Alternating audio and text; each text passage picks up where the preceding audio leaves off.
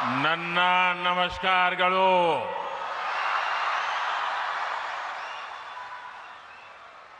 रामकृष्ण मठ और रामकृष्ण मिशन बेलूर मठ के अध्यक्ष परम पूज्य स्वामी गौतमानंद जी महाराज,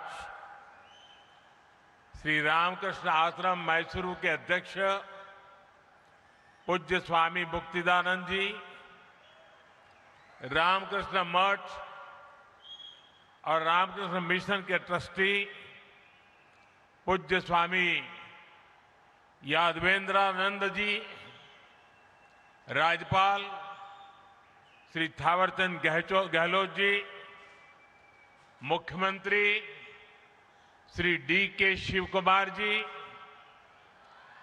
सांसद यदुवीर कृष्णदत्त चामराज वाडियार जी, विधायक विजेंद्र येदियुरप्पा जी, के हरीश गौड़ा जी, अन्य महानुभाव, पूज्य संतगण और भाइयों और बहनों, सर्वप्रथम मैं मैसूरू की अधिष्ठात्री देवी मां चामुंडेश्वरी को प्रणाम करता हूं। अभी 2 दिन पहले ही हम सभी ने गुरु पूर्णिमा भी मनाई है। आप सब जानते हैं, मेरी यात्रा जहां से शुरू हुई और आज मैं जहां हूं, इसमें रामकृष्ण मिशन का बहुत अहम योगदान है। मैं 3 महीने पहले हावड़ा में बेलूर मठ गया था। सभी पूज्य संतों से सत्संग करने का अवसर मिला था। मेरा सौभाग्य है कि आज मुझे फिर मैसूरू में श्री रामकृष्ण आश्रम से जुड़े संतों से, मेरे गुरु बंधुओं से मिलने का, उनसे आशीर्वाद लेने का अवसर मिला है। आप सभी की उपस्थिति की वजह से आज मैसूरू की इस पवित्र भूमि पर मुझे एक अलग ही ऊर्जा अनुभव हो रही है। मैं आप सभी संतों के चरणों में सादर प्रणाम करता हूं। साथियों, मैसूरू भारत की अनादि सांस्कृतिक चेतना का केंद्र रहा है। यहां के मंदिर, यहां की परंपराएं और उत्सव, मैसूरू का दशहरा, यहां के भव्य महल, इसका संगीत और साहित्य, भारत की विरासत इस शहर के कण कण में रची बसी है। और ये देखकर बहुत संतोष मिलता है कि शहर ने इस विरासत को उसी कुशलता से सहेजा भी है, संवारा भी है। श्री रामकृष्ण आश्रम और स्वामी विवेकानंद जी की स्मृतियां भी मैसूरू की विरासत का ही एक समृद्ध हिस्सा है। कुछ देर पहले मैं उस ऐतिहासिक भवन में भी गया था जहां स्वामी विवेकानंद जी ने अपने प्रवास के दौरान कुछ समय बिताया था। कर्नाटका के कितने ही विद्वान और मनीषी इस स्थान से जुड़े रहे हैं। राष्ट्र कवि कुवेंपु जैसे महापुरुष जब मैसूर में थे, उनका भी रामकृष्ण आश्रम से गहरा जुड़ाव था। आज Swami Vivekananda cultural youth centre यानी विवेका स्मारका के उद्घाटन के जरिए हम इस मिशन को नया विस्तार दे रहे हैं। इसके लिए मैं श्री रामकृष्ण आश्रम और इसके जुड़े सभी विद्वानों को हार्दिक बधाई देता हूं।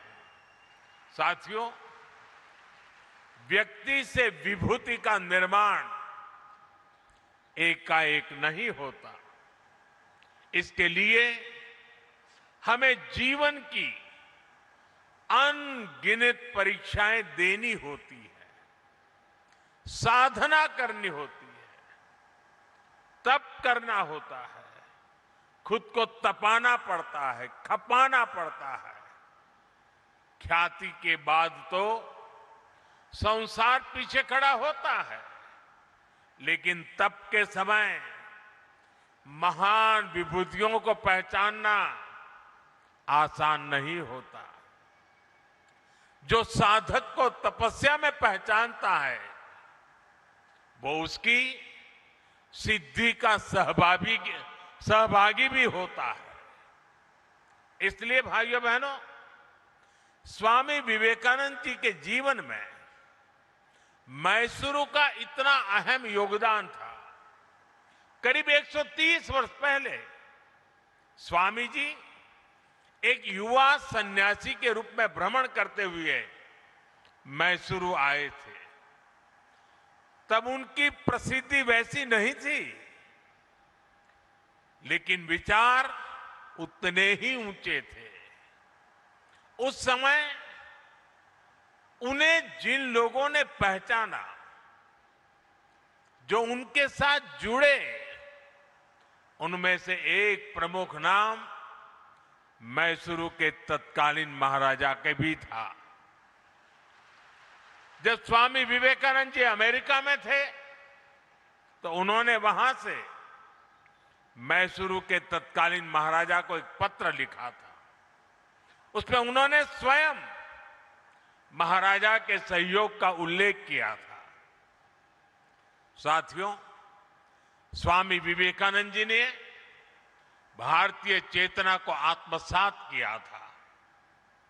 उन्होंने शास्त्रों को आत्मसात किया था, जो कहते हैं परम परोपकारार्थ यो जीवति स जीवति, अर्थात वास्तव में वही जीता है जो दूसरों के लिए जीता है।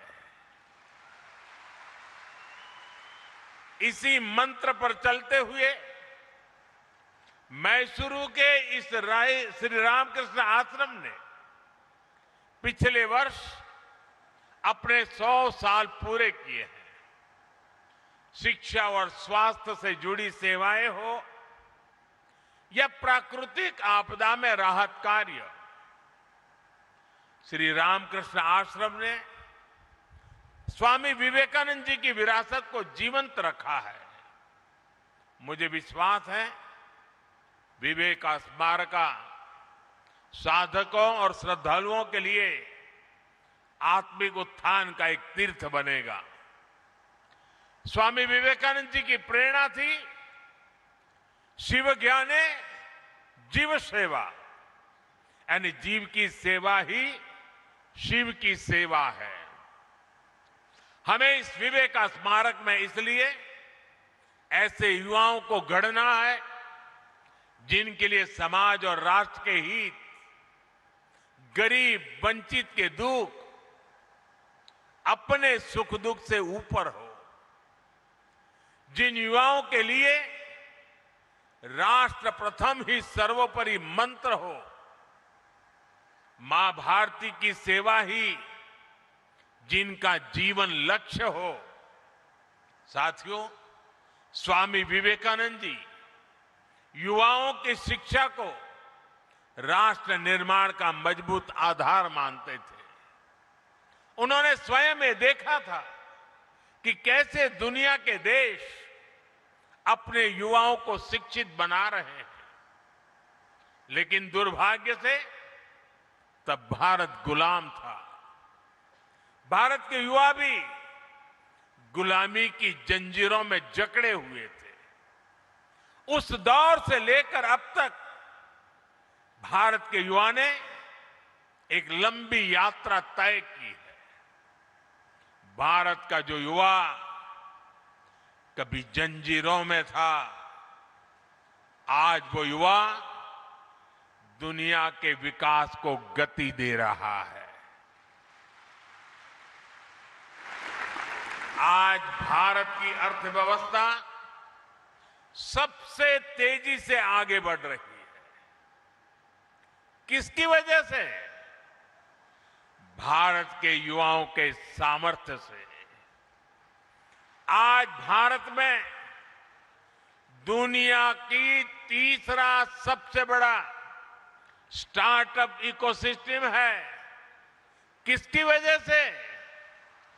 भारत के युवाओं के सामर्थ्य से। आज भारत दुनिया का दूसरा सबसे बड़ा मोबाइल फोन निर्माता बन चुका है। किसकी वजह से? भारत के युवाओं के सामर्थ्य से। आज भारत से बने डिजिटल सॉल्यूशंस दुनिया के अनेक देशों के लिए प्रेरणा बन रहे हैं।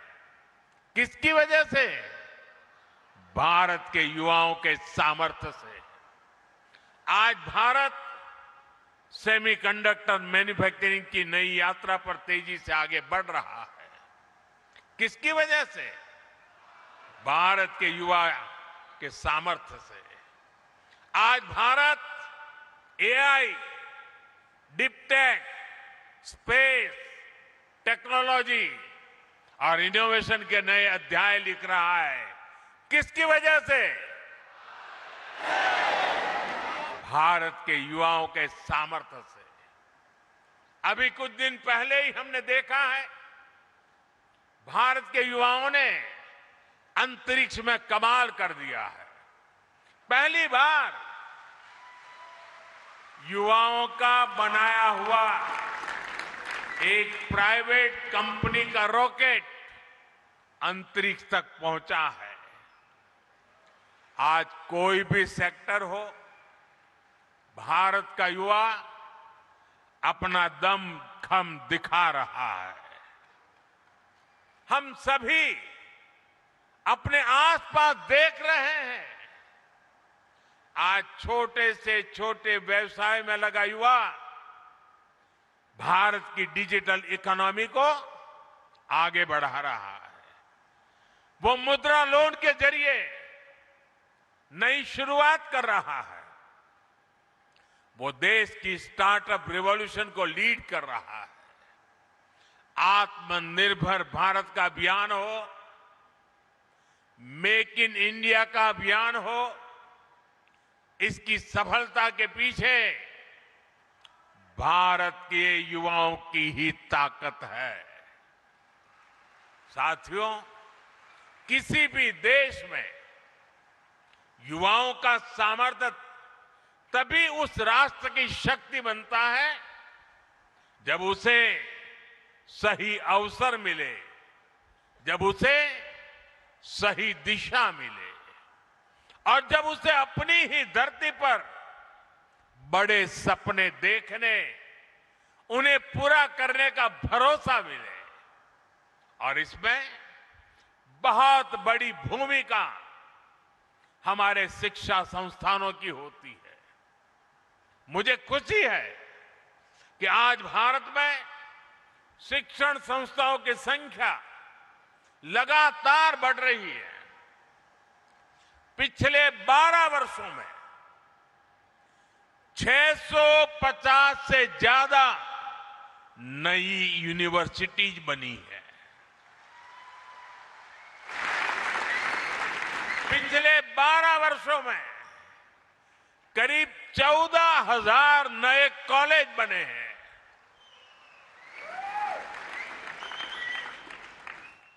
4,000 से ज्यादा नई आईटीआई बनाई गई है। 9 नए आईआईएम 7 नई आईआईटी और 13 नए एम्स भी स्थापित किए गए हैं। आज देश में एमबीबीएस की सीटें करीब 1,40,000 हो चुकी है। मेडिकल कॉलेजों की संख्या बढ़कर 823 हो गई है। साथियों, एक और हम एजुकेशन इंफ्रास्ट्रक्चर को मॉडर्नाइज कर रहे हैं, साथ ही शिक्षा व्यवस्था को भी आधुनिक जरूरतों के हिसाब से ढाला जा रहा है। नेशनल एजुकेशन पॉलिसी भारत के युवाओं को 21वीं सदी के अनुरूप तैयार करने का माध्यम बन रही है। साथियों, स्कूली शिक्षा में भी बड़े स्तर पर काम हुआ है। देश भर में 14,000 से ज्यादा पीएम श्री स्कूल विकसित किए गए हैं। शिक्षा केवल किताबी न रहे, बच्चों में इनोवेशन और साइंटिफिक टेम्परामेंट विकसित हो, इसके लिए 10,000 से ज्यादा अटल टिंकरिंग लैब स्थापित हुई है। साथियों, स्वामी विवेकानंद जी राष्ट्र उत्थान के लिए शिक्षा के साथ साथ समानता को भी उतना ही अहम मानते थे। शिक्षा में भेदभाव न हो, अवसरों में भेदभाव न हो, आज ये देश का विजन बन गया है। आज बेटियां भी सैनिक स्कूलों में एडमिशन ले रही हैं। एनडीए में बेटियां राष्ट्र के लिए योगदान दे रही है। आज मेडिकल और इंजीनियरिंग जैसी पढ़ाई मातृभाषा में करने की सुविधा हो गई है। इससे भाषा के आधार पर अवसरों में होने वाले भेदभाव पर लगाम लग रही है। साथियों, युवा शक्ति का स्वास्थ्य, अनुशासित और आत्मविश्वास से भरे रहना उतना ही जरूरी है। जो देश खेलों को महत्व देते हैं, वहां के युवाओं में इन तीनों गुणों का तेजी से विकास होता है। इसलिए आज खेलों को राष्ट्र निर्माण की एक महत्वपूर्ण धारा के रूप में देखा जा रहा है। खेलो India, youth games, university games, para games और विंटर गेम्स जैसे आयोजनों ने देश भर के युवाओं को अपनी प्रतिभा दिखाने का मंच दिया है। आज देश भर में आधुनिक स्पोर्ट्स इंफ्रास्ट्रक्चर का विस्तार हो रहा है। खेलो इंडिया सेंटर के माध्यम से सुविधाएं बढ़ रही है। गांवों से लेकर छोटे शहरों तक नई प्रतिभाओं की पहचान की जा रही है। और साथियों, आज इस अभियान के परिणाम भी साफ साफ दिखाई दे रहे हैं। अंतर्राष्ट्रीय खेल प्रतियोगिताओं में भारत का प्रदर्शन बेहतर होता जा रहा है। हमारे खिलाड़ी नए नए कीर्तिमान बना रहे हैं। हमारी बेटियां देश का गौरव बढ़ा रही हैं। साथियों, स्वामी विवेकानंद जी की तरह हमें विवेक का स्मारक बड़े उद्देश्य के लिए कार्य करने की प्रेरणा देता है। ऐसे स्थान पर मैं हमारे युवाओं से आग्रह करना चाहता हूं। साथियों, मैसूरू को अक्सर भारत के सबसे स्वच्छ शहरों में स्थान मिला है। मैं इसके लिए यहां के लोगों को हृदय से बधाई देता हूं। क्या इस अवसर पर हम ये संकल्प ले सकते हैं कि भविष्य में स्वच्छता के संकल्प को निरंतर मजबूत करते रहेंगे? हमें यहां की प्राकृतिक संपदाओं को संरक्षित करना चाहिए। हमें पर्यावरण से जुड़े संकल्प लेने चाहिए। हमें पानी की हर बूंद बचाने के लिए मिशन मोड में काम करना होगा।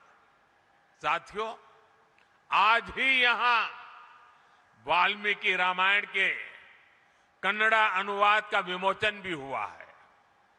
मैं कन्नड़ा भाषा से जुड़ी एक अपील भी करना चाहता हूं। कर्नाटका महान लेखक और कवियों की धरती है। कन्नड़ा भाषा, कन्नड़ा भाषी लोग हमेशा से पढ़ने की संस्कृति के लिए जाने जाते हैं। स्मार्टफोन के इस युग में इस स्वभाव को और बढ़ावा मिलना चाहिए। क्या हम युवा पीढ़ी को कन्नड़ा साहित्य से गहराई से जुड़ने के लिए प्रेरित कर सकते हैं? साथियों, मैसूरू अपने सिल्क, चंदन और हस्तशिल्प के लिए प्रसिद्ध है। जब भी हम किसी को उपहार दें तो क्या हम ये सुनिश्चित कर सकते हैं कि वो किसी भारतीय के हाथों और पसीने से बनी चीज हो? इससे हमारी संस्कृति को बढ़ावा मिलेगा, साथ ही एक और परिवार को आर्थिक सहायता भी मिलेगी। साथियों, स्वामी विवेकानंद जी ने जिस तरह के भारत का सपना देखा था, उसे पूरा करने का दायित्व आज की पीढ़ी पर है। मुझे विश्वास है विवेका स्मारक इसके लिए एक ऊर्जा स्रोत का काम करेगा।